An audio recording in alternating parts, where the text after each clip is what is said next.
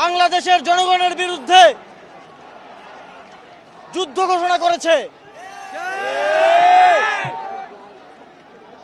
তারা ভুলে গিয়েছে জুলাই গণঅভ্যুত্থানে এদেশের মানুষ রক্ত দিয়ে রাজপথ রাঙিয়েছে, কিন্তু হেরে যায়নি। তাদেরকে আবার মনে করিয়ে দিতে হবে, যদি যুদ্ধ হয়, যদি রক্ত ঝরে, তাহলে এদেশের জনগণের সাথে কেউ পারবে না।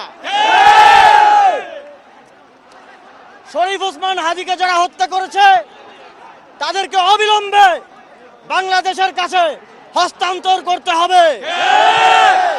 যদি তাদেরকে হস্তান্তর না করা হয়, বাংলাদেশের আপামর স্বাধীনতাকামী জনগণ তাদের লড়াই কোনোভাবেই থামাবে না।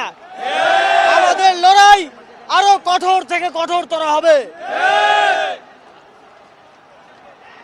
আমরা স্পষ্টভাবে বলে দিতে চাই,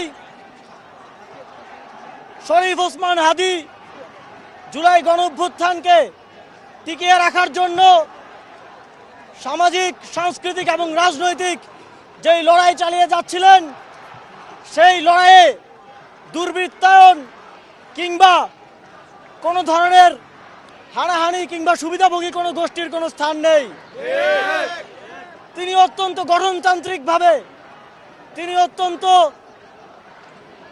নিয়মতান্ত্রিকভাবে সাংস্কৃতিক এবং রাজনৈতিক লড়াই চালিয়ে যাচ্ছিলেন। সুতরাং তার এই লড়াইকে আমাদের চালিয়ে নিতে হবে গঠনমূলক প্রক্রিয়ার মধ্য দিয়ে। আজকে আবার জুলাই গণঅভ্যুত্থানের যে ছাত্র জনতা সবাই একত্রিত হয়েছে, আমরা সবাইকে আহ্বান জানাবো শান্তিপূর্ণভাবে এবং সংগঠিতভাবে আমাদের এই প্রতিবাদ চালিয়ে যাওয়ার, এবং হাদির খুনিদের বাংলাদেশের জনগণের কাছে হস্তান্তর না করা পর্যন্ত আমাদের এই আন্দোলন চলমান থাকবে।